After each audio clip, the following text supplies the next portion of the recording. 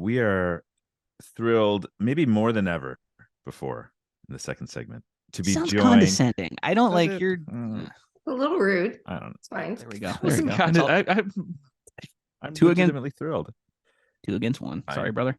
I'm the least condescending person I know. That's what you know who says that? Condescending people. Shayna, you don't have to nod. I never condescend to you. Shayna Goldman joins us. Shayna, Hi. how are you? I'm good. I feel like the funny thing is you probably are the least condescending of the three of us, but you know what? Like, let's amp it up today for you. I mean, look at the competition on that's that like, one. Come on. That's true. Fish in a barrel.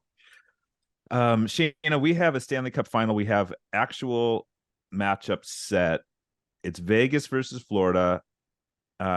Vegas, the lines, the bettors are picking the Golden Knights as a favorite, number 1 seed out west. What were your first, when you look at this matchup, what's your first blush and thoughts on it? I think that all the odds makers are actually super biased and they love Vegas, and that's what's happening. It's just their model, Shayna. It's just their model. It's not them. It's the model. Not their models. It's the model. We hate models. their their model is to get as many people betting on this series as possible. People like betting on the Golden Knights. That's all. Well, some of us have not bet on the Golden Knights and have bet on the Panthers the entire way, so it's fine. Some of us don't bet on hockey at all. Can you imagine such a world? I mean, I can, because I only started this year to try to learn how to do this. And I was like, they asked if I could write about sports betting, and I'm like, I don't know how to do this. So I'm studying. How many units are you up right now on the hockey season? Let's talk betting.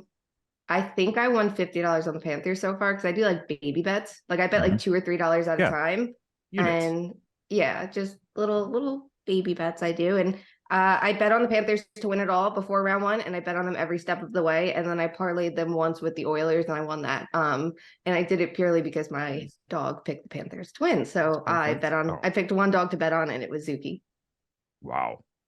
Did Josh Cooper lay down a serious wager on the Florida Panthers at the start of all this? I hope he did. He was the only person on staff who picked them in the first round. Yeah, I didn't. I think I wrote Boston for that, but then like secretly I'm like, go Panthers. What is it about the Panthers that has you? Should we have seen this coming a little bit, maybe? Like, I mean, did we forget that they were actually good last year and won the President's Trophy? Like, there is that factor too. They're not that different. They actually have like one of the best players in the league on their team now, and they got rid of someone who was not as good as Matthew Tkachuk. So, maybe we shouldn't count them out. I think the thing that's really important is we look at what made them successful last year. They were one of the best rush-based teams in the league, and now they have a very good forecheck. So they're a lot more well-rounded out. They're a lot tougher to play against. They're better at extending zone time from those rush attempts. And you pair that with the fact that they have capable goaltending this postseason, and that's pretty huge for them. Like, that is a massive difference breaker. Sergei Bobrovsky is putting up numbers we've like never seen in the playoffs, and he just keeps rolling. So it seems like they have the building blocks to make up for the fact that they have not the best defense, right? Because you can usually win with 2 of the 3 key components. Usually. Sometimes you need them all. Sometimes you need them none. Who knows? Right. Just vibes. We mentioned Paul Maurice earlier, I think. Or was it on this segment? I don't know. It doesn't matter. He's favored. We're going to mention Paul Maurice later. Look, he's favored. Friend of the pod, Paul Maurice. Loved by hockey men of all generations, Paul Maurice. What we've seen from him, maybe not necessarily in the playoffs, because I know so much this has to do with Bobrovsky, right? And he's reasons 1 and 2 that this is happening. Are we witnessing the Paul Maurice glow up in the eyes of the computer boys? Like how much of what we've seen from him represents an actual kind of paradigm shift on his part, where it seems like he's doing stuff differently, and he deserves, I think, as much credit for what's gone on here as the credit he received in the past for things maybe he had less control over. Does that make sense? It's a very convoluted way of getting at it, but I think he's done a convoluted job, right? Yeah. I don't know what I'm doing here. It's fine. Was that a question? It was a statement that I'm asking her to react to. I like that you worked in paradigm shift in there. Very well done. Yeah, it was great.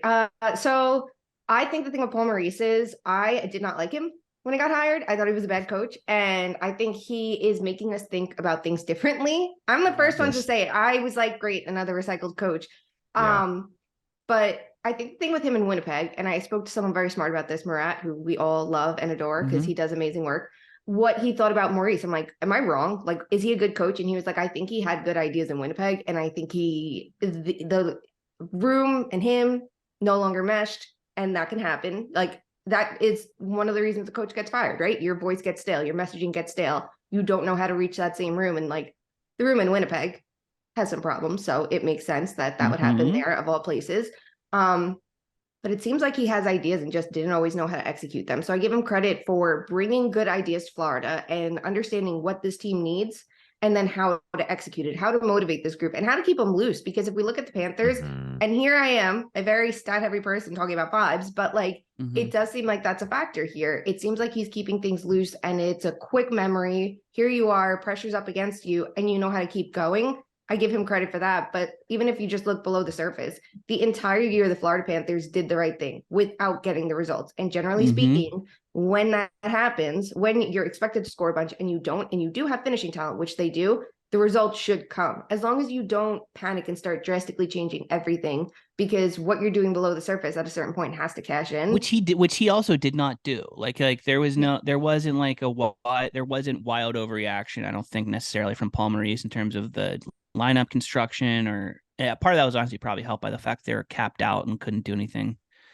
particularly creative at the deadline. But they stayed the course with a team where the process was where it needed to be, really, from the start. So credit to them. Like the most drastic thing you really saw was at a certain point he stacked his lines up, because originally it was let's split up Barkov and Kachuk, and then they put them together in the third period of a game. They thrived. They kept them together for a while because it got the team going, and they knew that's what they needed to do. And then they separated them again to have a more balanced structure. And that's what they kept up the entire year. So I give him credit for that, because at any time you could have panicked and decided we're going to be a one-line team and let that roll. And he didn't.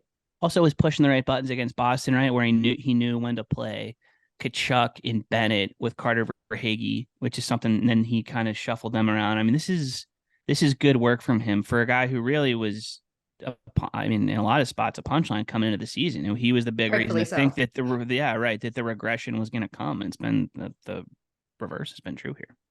Yeah, I think there was something wrong with the Jets core in the middle of this thought. Yeah. That seems like the room personal problem. Doesn't this make them look way worse? All of this. 100%. So you're like, Paul Maurice is actually knows what he's doing, and he's a great leader, and he has great ideas. And you're like, somebody wasn't listening in the previous stop. I think he ran out of ideas though. Guesses. Yeah, I do think. I think both are true. It's time to stop. Yeah, and he took a breather. I give coaches a lot of credit. I think like John Tortorella taking a year off was the best thing that ever happened to him. And I think the same was true for Mike Sullivan, because that's the story that was posted here with the Blue Jackets with Allison looking a few years ago about them studying scoring chances and going, we need to look differently at offense. They had a year off to do it. That I think is important, because if you get fired or leave a team for doing something and then get hired by a new team, why in the world would you change anything? You just got handed a new job. Are we at the point where we're 4 wins away from the Sergei Bobrovsky contract being good for Florida? Like, it was a good signing. You win a Stanley Cup. If he wins a Conn Smythe during Cup run, it's worth it. Period. What's that? That's priceless, is it not?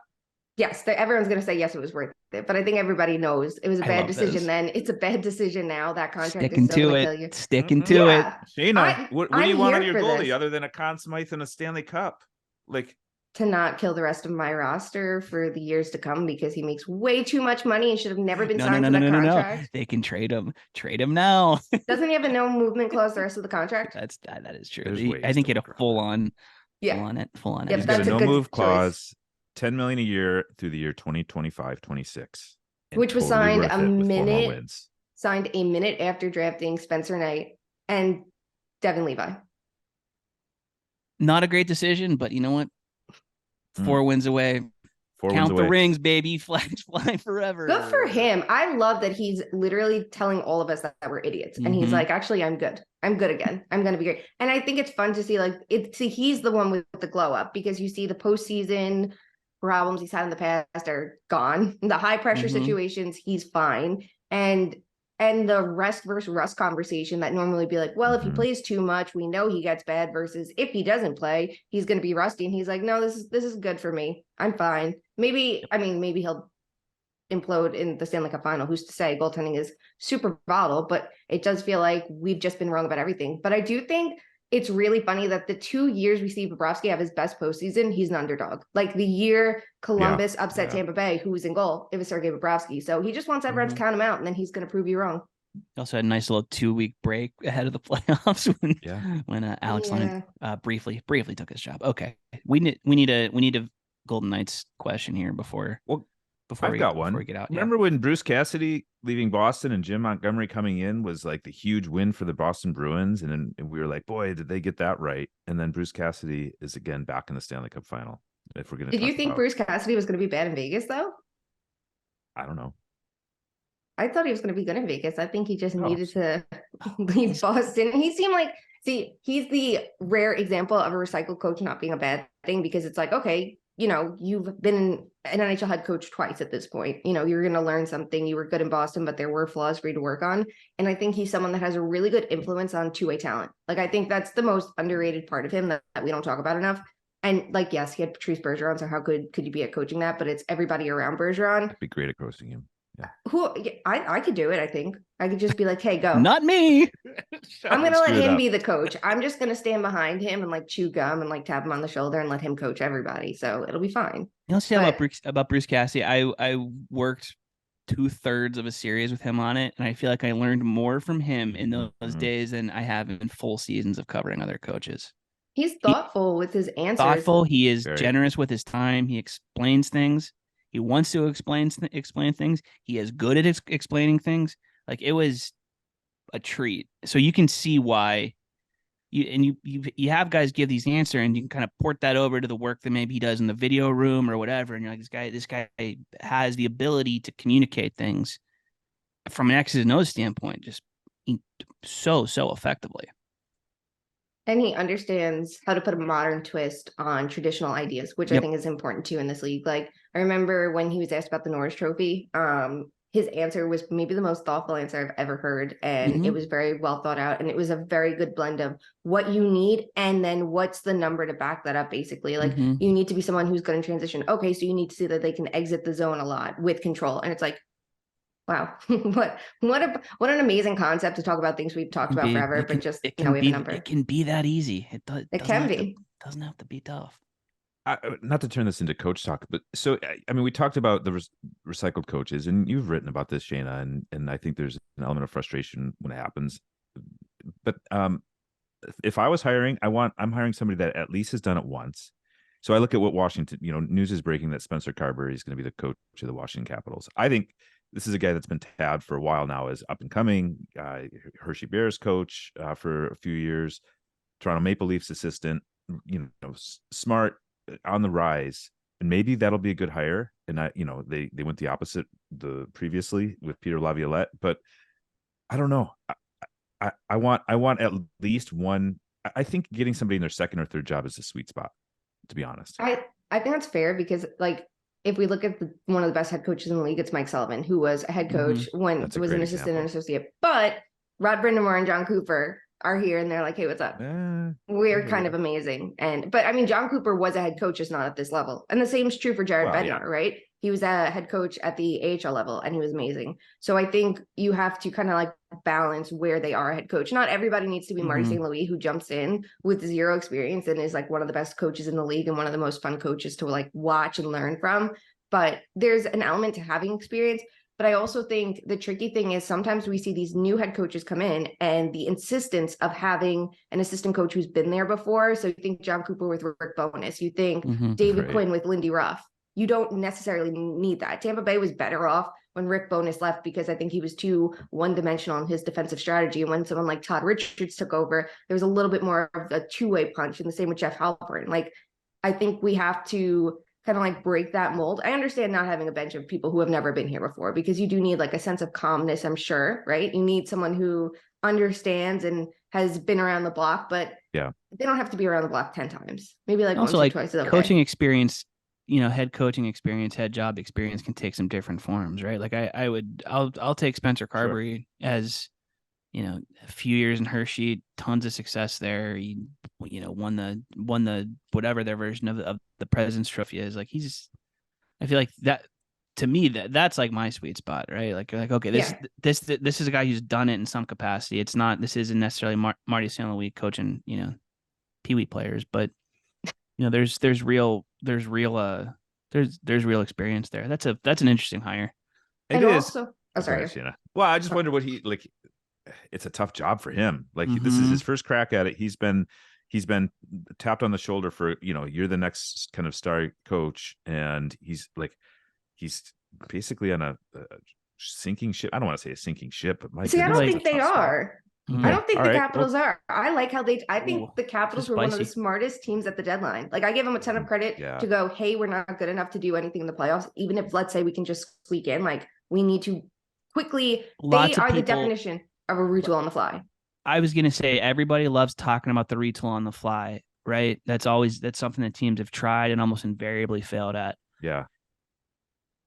The Caps have come as close as you can to doing it. Like we'll see how it plays out, but man, the work they did at the deadline, they're a lot more interesting now than they would have been, 3 months ago heading into the season. It's a smart front office. Like there's like they kind of quietly really have it together in Washington, and you don't hear a ton about it. All right, Shayna, thanks for hopping on. Thanks for talking Stanley Cup Final and coaches.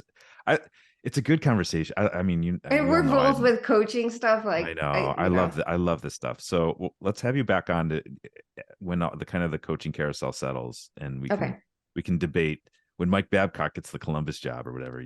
I can't wait. Hey, when he's had time to hired, rethink. He's looking at scoring chances and stuff or whatever. So he needs to learn how to be a human being first. Okay. All right. Forget the numbers. I agree. Forget the numbers. Oh my goodness. Yeah, she says it. Numbers.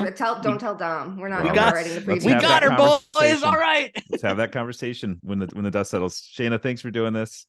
Always awesome to have you on here. And hopefully that sounded sincere for once out of me. It was this was a great conversation. Kingston, you're a great guest. Wow, that was condescending at the end.